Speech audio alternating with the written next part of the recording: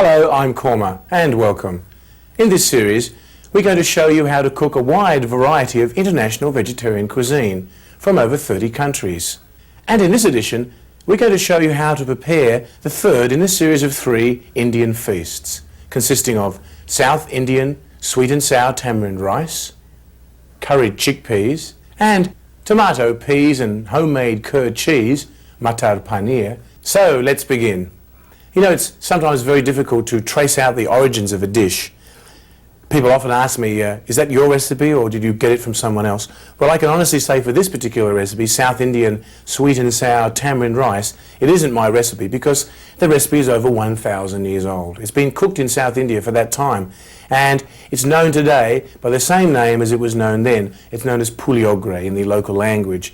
It's a very, very special rice which is cooked on festive occasions. If you visit big temples in South India, like the ones at Udupi, in Srirangam, Tirupati, you'll find this dish is always served out to pilgrims who eagerly try to get a small serving of it. It's very, very special.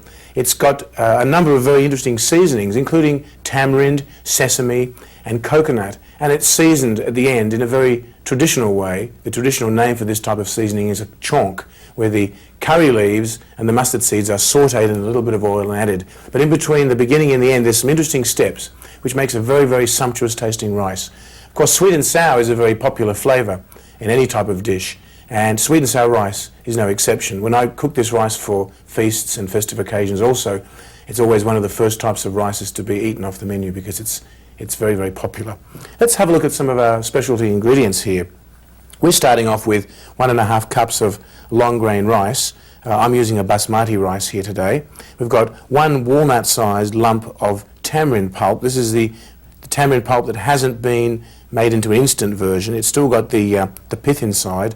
We're going to filter that out. We've got 1/2 cup of hot water to mix with the tamarind to make a puree.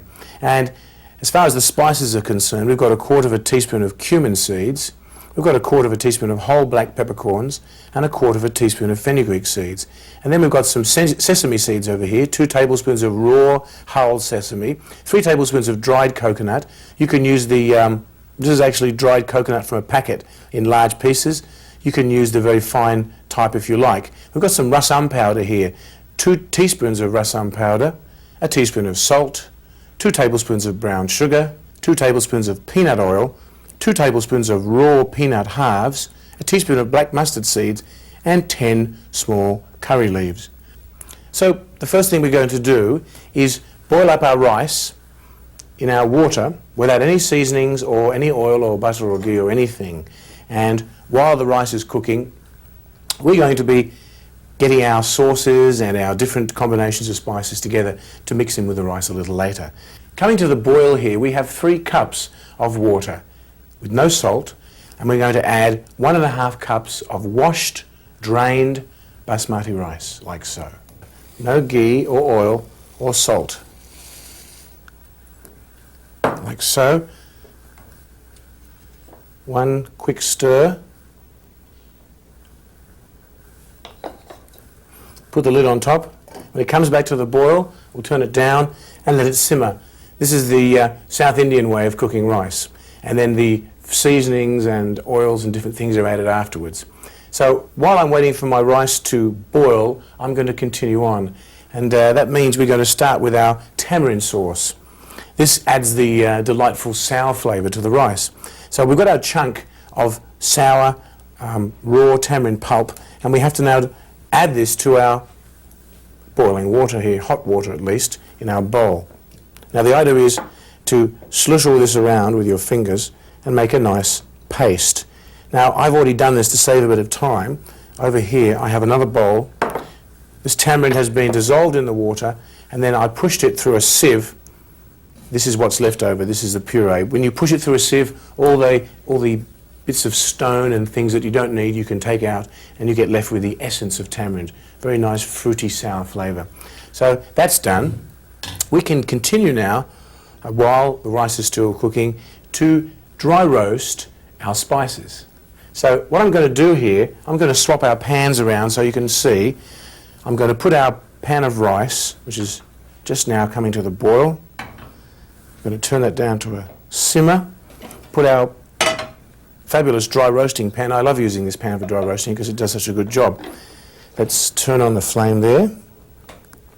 Let's add some of our spices that are going to be dry roasted, starting with cumin seeds. And along with our cumin seeds, we've got 3 other things. We've got our black peppercorns, fenugreek seeds, and our sesame seeds. These sesame seeds add a really wonderful flavour to this rice. I must say that this rice is one of my favourites, and when I serve this one at dinners and feasts, people really do appreciate it. It's got an unusual sort of flavour that doesn't immediately reveal its origins, because there's a lot of different things in here and they're subtle. Our sesame seeds are popping a little bit. Now, when the sesame seeds go golden brown, this pan can be taken off the stove.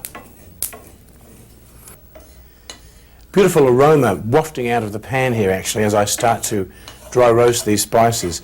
Dry roasting is a wonderful means of extracting the essential flavours of spices. Actually, those flavours are locked up inside the spice seeds, and when you add heat, the flavours, which are in the form of essential oils, they're emitted in the form of vapour.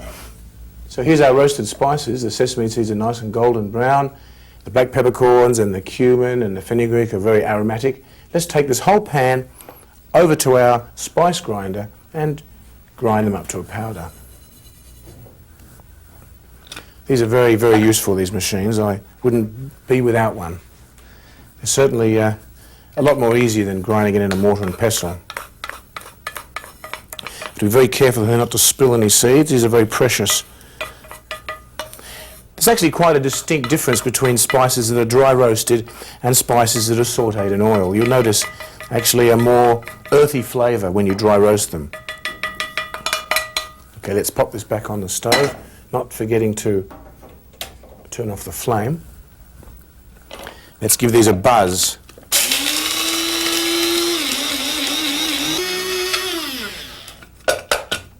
There it is, so the aroma is overpowering. The sesame seed jumps out at you. Sesame, cumin, black pepper and fenugreek. So that's our spice powder there. We can just break up those clumps of seeds. Now to this, we're going to add our coconut. Now we're going to make a syrup out of our tamarind puree, brown sugar, rasam powder and some salt. I've heated up my cast iron pan here and we're going to mix all those ingredients together, cook it down into a syrup. Let's add our tamarind puree to our pan here. Make sure we get every bit out of the bowl here. It's very precious. This is going to add our lovely sour flavour. We've got our salt, our rasam powder and our brown sugar.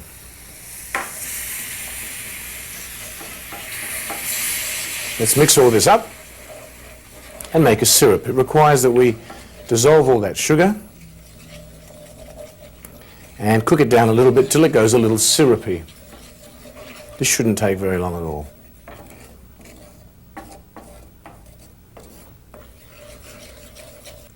So our syrup is very syrupy. Let's turn off the flame and let's add our toasted spice mixture with sesame and our coconut. Now let's give that a good stir around. Make sure we've dissolved all the spices and sesame into that syrup as much as we can. This is the essence of the whole flavour of this rice dish. Now that our syrup's done, we're going to proceed on. Let me just take a quick look at our rice here, just to, yes, a sneak preview. It's cooking very nicely. What I think we'll do is make a bit of a rearrangement on our bench top here. I'm going to fry up our peanuts. So let's get our wok with our lovely wok ring. Put that here. Turn on the flame. And let's add our oil and roast our peanuts. And let's saute our peanuts. These are the skinned split variety of peanuts. And we're going to cook these up now just until they go a golden brown. These are a traditional ingredient to this sweet and sour tamarind rice. See how they're becoming a nice golden colour? Let's take them out. I think this is probably the best implement we can use. Very carefully remove them from the oil. Now you'll notice that there's oil left there in the pan. In that oil, we're going to saute our mustard seeds and our curry leaves. And the oil's hot. This is our traditional South Indian chaunk, as it's called. C-H-A-U-N-K, a chaunk.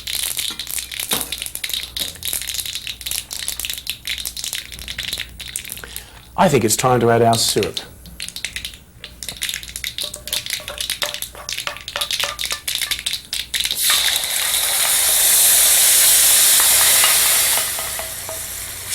Give that a stir. Let's put in our peanuts.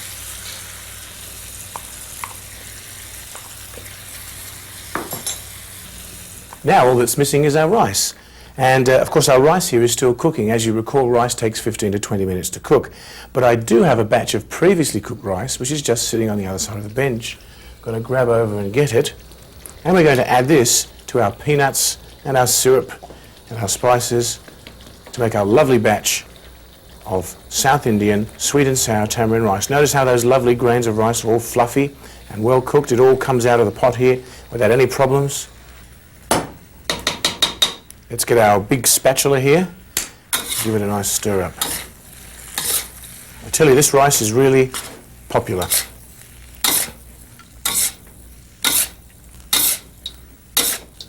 This is really a magnificent dish, and the aroma here is indescribable. The whole kitchen is filled up with the sumptuous aroma of toasted sesame, peanuts, and all those other lovely spices. Sweet and sour tamarind rice, puliogre.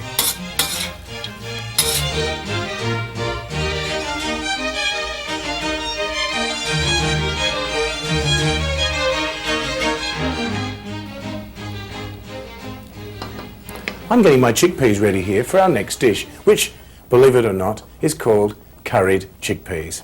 It's based on a very traditional old recipe from Punjab state in northern India, which is originally called chole.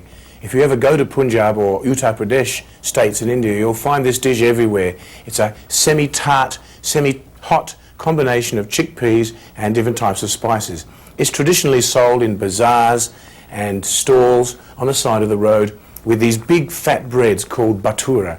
So this combination, chole bhatura, is a very great favourite in the north. And this is my version of the recipe using these big chickpeas. The original recipe calls for the little brown ones, but I found these ones are a little softer and easier to use. These I soaked last night in at least 4 or 5 times as much water, plenty of room for them to soak up. And then they have to be boiled until they're very soft with the bay leaf that was the first ingredient on the spice plate. And this is what I have done this morning, and here they are. Here's our cooked chickpeas, and if you like, you can take one and squeeze it between your thumb and forefinger, and you'll find when it becomes very soft and buttery, it's done. Now that our chickpeas are butter soft, we're going to turn off our flame and drain them in our sieve. But don't forget, don't pour them into the sink, because we want to keep all that lovely gravy that they've been cooking in. So instead we're going to drain them through our sieve into a bowl, and we're going to keep that gravy for later. Let's make sure we drain off all that liquid. And now we're going to proceed on. Let's start by putting in our cardamom seeds, our cloves,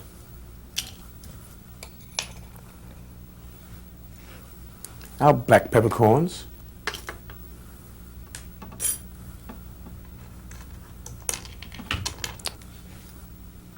our cinnamon, and our cumin seeds, like so. Let's bung on the lid, give them a buzz.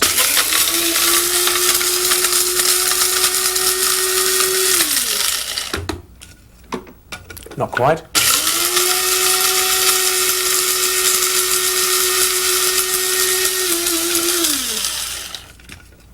There we go. I think they're done, don't you? Let's transfer those spices into a little bowl. Put them aside and continue on. Well, I think the next step is we're going to blend up some of our chickpeas into a puree, just a little handful like so. Pop them in our food processor with a little splash of gravy. See, it's important to save this. Maybe a dash more. Give it a blast.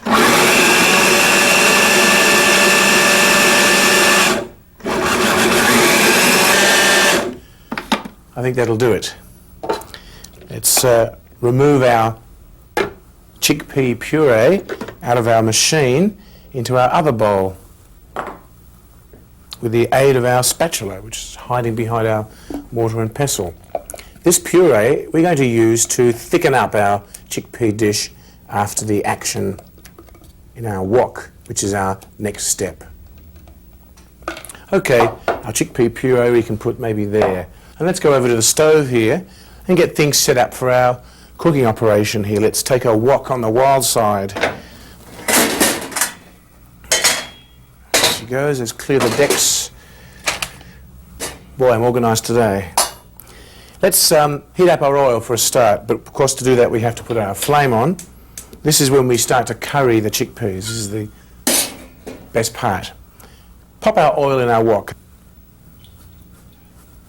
Our wok has been pre-warmed a few seconds, so that's probably time to put in our green chilies.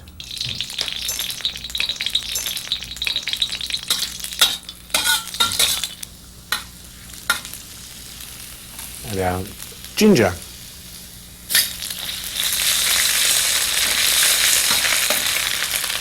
There is really some magnificent seasoning in this dish. Now the cayenne pepper,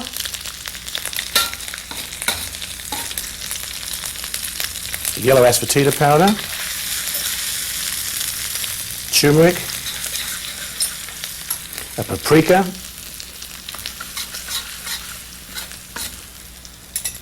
on top of that we're going to add our coriander powder. At this stage you should turn off the flame because we don't want to scorch our powdered spices.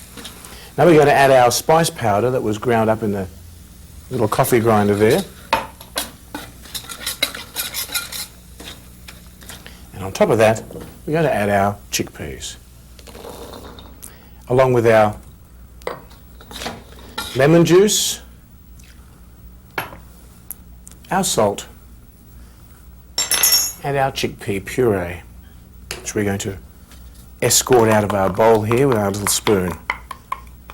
Now, and this is important because I remember once cooking this and forgetting to turn the flame back on again. Let's check that's happening. And start to saute our batch of wonderful chickpeas here with a great flavour.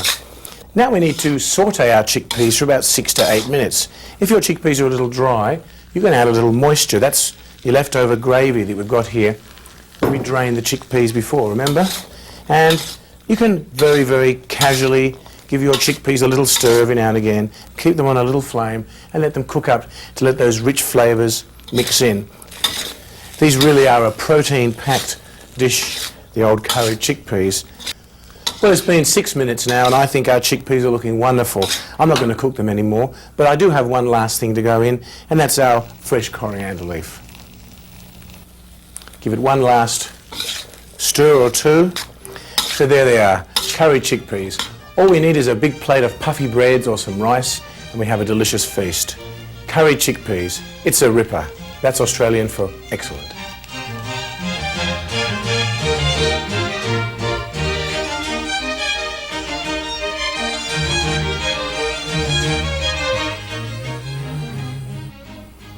Matar paneer, tomatoes, peas and curd cheese, is a famous North Indian dish from the Punjab.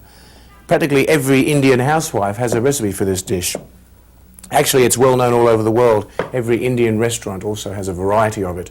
Whatever the variety, it always contains the same basic ingredients: paneer cheese, peas and tomatoes. We have 8 large tomatoes that have been peeled and diced into little cubes. We've got 2 cups of peas that have been pre-cooked. We've got 2 cups of whey, which is from when you make curds and whey, you extract the liquid, and this is the liquid residue. And we've got milk over here, which has been transformed into homemade curd cheese. There's exactly 2 litres of milk that went into making this cheese, which I'm just in the process of cutting up. As you recall, paneer cheese is made from heating up milk to boiling point. When the milk boils, you add a curdling agent such as lemon juice, or in this case I added yogurt. Anything sour will do the job. And then that solid residue, the curd cheese, is extracted from the milk and pressed under a heavy weight. I had it actually wrapped up in my cheesecloth here, and I put it under a heavy mortar and pestle here. That did the job. So in a moment I'm going to get back to cutting up our curd cheese, but I thought I'd get underway by putting on our tomato part of the recipe first. So that's actually where we begin this recipe.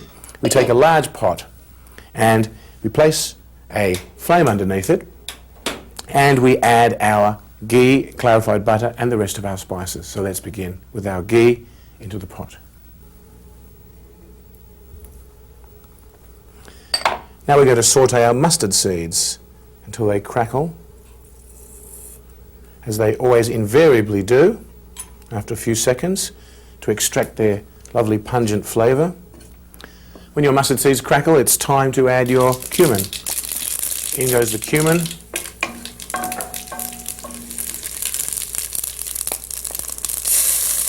Fresh ginger. Fresh green chilies.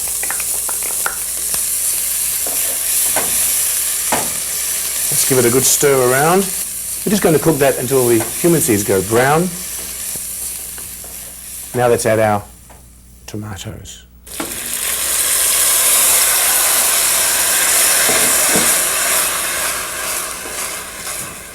Now we're going to stir it around a little bit. That's the basic earthy spices going in there, the earthy flavours of cumin and ginger. Now let's add our aromatic spices. We've got our coriander powder, turmeric powder, we've got our fennel, wonderful anise flavour of fennel seeds, garam masala, and a bit of brown sugar. I always add a bit of brown sugar when I cook tomato dishes. What we have to do now, stirring occasionally, is simmer this for about 15 minutes to break down those tomatoes until they become nice and pulpy. The amazing thing about this dish is that actually it improves on sitting. So after we've assembled this, we can leave it and warm it up if we like. It's very, very versatile. Let's pop our chunks of paneer cheese into our clarified butter. Very carefully, of course, avoid the splashes.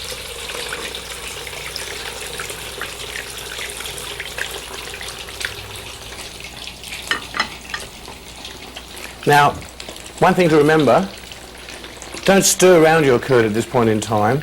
See how they're all sitting on the bottom? Wait another few seconds until they start to rise to the top. When they start to rise, you can very gently move them around.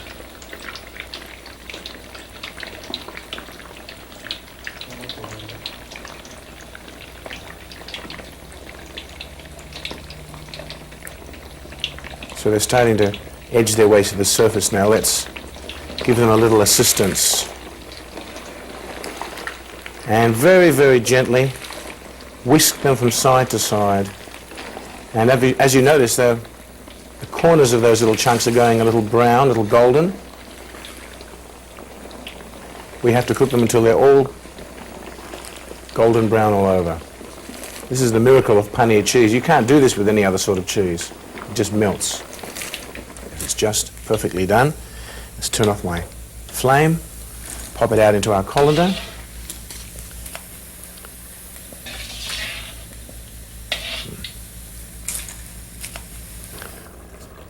Looking lovely. Let's add our paneer cheese.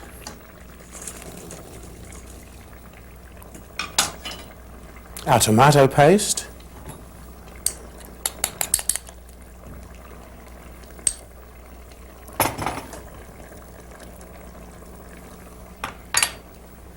the rest of our fresh coriander leaves, our fresh mint, and our salt. Some people add their mint at the beginning, some people add their mint at the end. It's all a matter of personal preference. Oh, what a lovely batch of peas, tomatoes, and homemade cheese. This is really a beautiful ingredient for a feast, for a dinner, or for a snack. Mata Hanye.